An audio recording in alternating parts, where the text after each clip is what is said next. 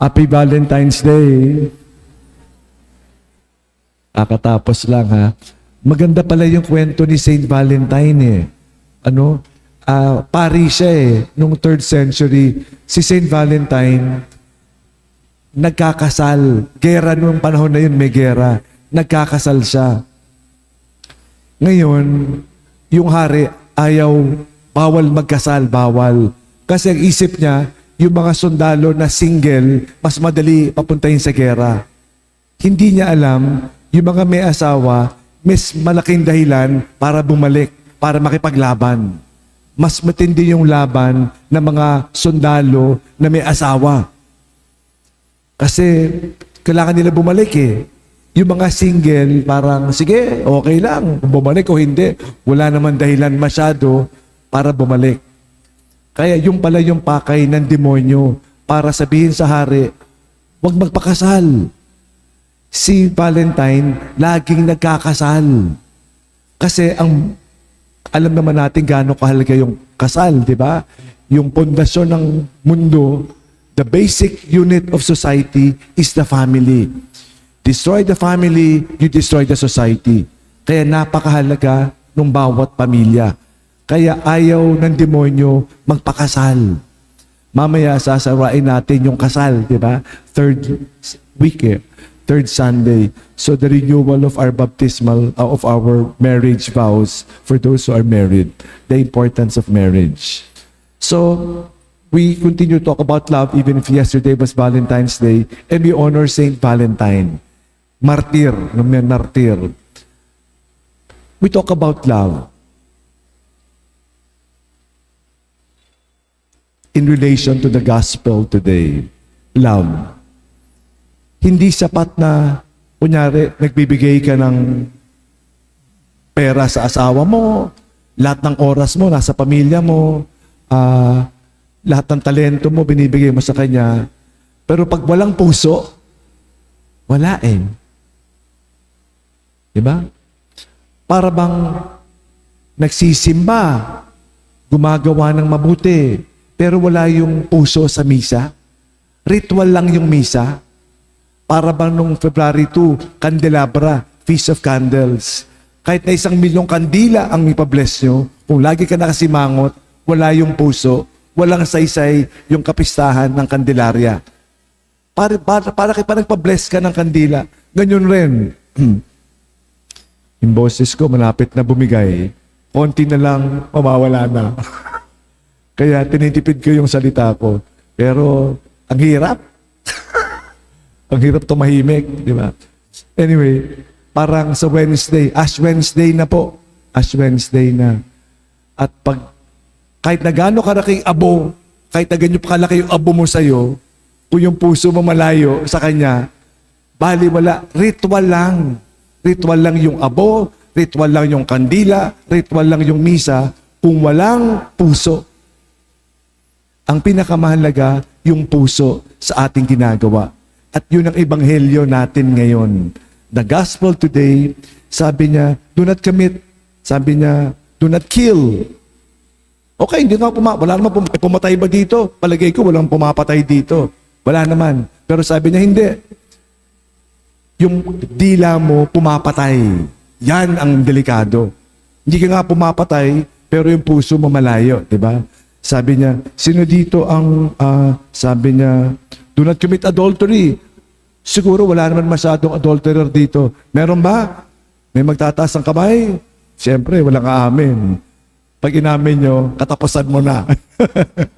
So, pero sabi niya, pag tumingin ka na ng malaswa sa iyong kapwa, it is as good as adultery. And then it says, say yes if you mean yes, and no if you mean no. Doon tayo para sigurado, hindi ko alam. Hindi po pwede. Last Sunday, the gospel was about salt. May alat, may passion. Kung walang passion sa buhay, ikaw ay patay. Kasi walang kabuhay-buhay, walang ka-passion-passion. Pag walang passion, walang espiritu, you are as good as dead.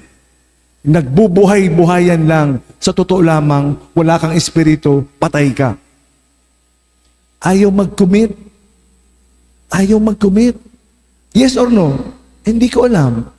Para sigurado. Yes, if yes. No, if no. The first reading says, choose between fire, passion, or water, malamig. Choose. Choose between life and death. Choose. Choose between good and evil. Choose. But we do not like to commit. We do not like to live a life with passion. Sayang naman. Sayang naman. Balik tayo sa iyong mga minamahal, mga partner.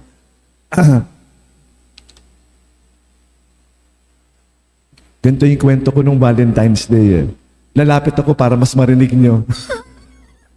Sige. Yung Valentine's Day, naku, makapatayin ako ng mga dito, di ba? Mahal mo ba yung partner mo? Ha? Dati. Yung partner mo ba nagbibigay ng stress sa'yo?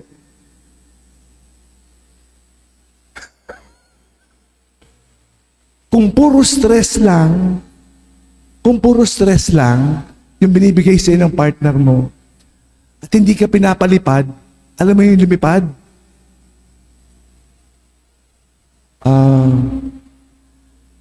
May oras pa. Sige. Habaan lang natin ng konti, di ba? Kinikwento ko to lagi.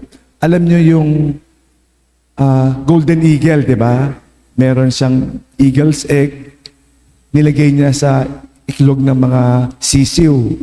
Lumabas chick at saka eaglet, di ba? Tapos, nung lumabas na isang eaglet at saka mga chicks, di ba? Okay, so lumabas na. Tapos, siya lumalaki yung eaglet, akala niya siya ay sisiw. Kasi akala niya di ba? Kapatid niya Isang araw sabi niya, nanay, ano yun? Sabi ng nanay, mother hen, that is a golden eagle. Sabi niya, hindi. Mga manok lang tayo. Huwag ka na mangarap maging agila. Maging manok lang tayo. Lagi ko ito kinukwento Tapos, eventually namatay siya, yung agila. Yung eagle at saka yung manok, namatay sila lahat. Tanong, sino ang nagsasabi namatay yung eagle bilang isang manok? Sino nagsabi siya namatay eagle? Sino nagsabing manok? Pakitaas ang kamay. Ayaw niyo mag-commit, ha? Sino nagsabing eagle? Yung iba ayaw mag-commit, Ayaw magkamali. Sino nagsabing chicken? Sino nagsabing eagle? Sino nagsabing I do not know? Ayaw mag-commit, Mamili lang kayo, dalawa lang. Walang in-between. Ulit. Hindi pwedeng, hindi ko alam. Chicken o manok? Hindi, manok. Pareho yun. Pati ako, nataranta na. Chicken o eagle? Pakitaas ang kamay, ha? You choose one. Okay. Sino nagsabing chicken? Pakitaas ang kamay. Dumami na ng 5. Tigas talaga ng ulo nyo. Ayaw nyo mag-commit, ha? Yes or yes, no or no. Okay. Lalabas at lalabas yung naturalesa. Eagle yan Lalabas at lalabas.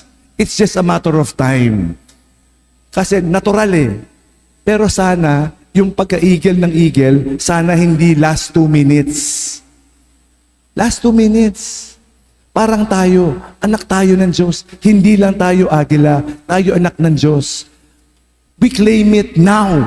Now. Not in the last 2 minutes. Pati yung mic, umaangal na. We claim it now. We be our sons and daughters now. We claim it. At hindi last 2 minutes. Sayang naman. So ito yung tanong. Yung partner mo ba, pinapalabas yung pagkaagila mo? Uy, manok ka lang. Wala kang kwenta. Pag yung partner mo, hindi ka pinapalipad, wala kang kwenta, puro stress, hiwalayan mo na. Sabihin mo, Happy Valentine's. Pinapalaya ko na kita, pinapalaya ko na aking sarili. Happy Valentine's. Because, kung ikaw ay manok, you are doing a disgrace to the Creator who does not use the talents. May talento ka eh. Meron kang pagkaagil, anak ng Diyos. Pero pag yung kasama mo lagi, wala kang kwenta. Ang pangit-pangit mo, ang taba-taba mo, wala kang ginawa. Pag ganyan yung partner mo, iwan mo na. Mamaya may bodyguard ako palabas. Makakalbuhin niyo ako. Sige. Dati, long hair ako eh. Anyway, so it's very, very important. You make each other fly. Please. It's the best thing we can do. Make each other fly in heights you have never gone through. Unimaginable heights. Fly. We are more than golden eagles. Fly. But hatred, sin, darkness, blaming others, put us down. Today, we are asked to choose life. Today, we are asked to choose love. Let go. Wala talaga eh. Puro stress lang ginagawa nito sa buhay ko eh. Di ba? Iwan mo na. Sabihin mo, pag ikaw ay may stress pa, iiwan ko na kita. Because you are doing dishonor to God. You are made to fly. Kawawa ka naman. So we are asked by the good Lord to do everything with love, with passion. If there is no passion, there is no reason to live. Kaya ang ganda-ganda eh. Pinapatay yung mga sundalo. Mas madali mamatay yung mga sundalo na walang will to survive. Kasi wala akong babalikan na pamilya. Kaya, mas matibay yung mga sundalo na may asawa. Diba kanina, yun yung kwento eh, ni Saint Valentine. So there is reason. The reason is to love. We pray, our Mass is because of love. I will serve because of love. I will cook the food of my family because of love. I will serve as an usher. Piyesta nila kahapon eh. Out of love. I will serve as an usher with a smile because of love. Pero kung nagsa-usher ka, pilitan, visit naman tong pag-usher na to. Visit naman tong pagkukolekta na to. Kakahiya. Diba? If it is not out of love, it is stress. Leave. And look for people who will make you fly. Huwag ka bumarkada sa mga tao na magpapabagsak eh. Go with people who will make you fly. Maghanap ka ng tao, o hindi mag-isa ka na lang kasi hindi ka makalipad. Ayaw ka paliparin ng mga tao, lagi lang walang kwenta ka. So we ask the good Lord to help us today. We thank God for a beautiful Valentine's Day of God's love. I received a text yesterday from Father Celsi. Sabi niya, only now did I realize the form of love is not a heart. The form of love is a cross. That is the form of love. We romanticize love with I love you, but I love you is in a cross. As we celebrate post-Valentine's Day, may mga Valentine's hangover pa, no? We celebrate the God of love. Amen.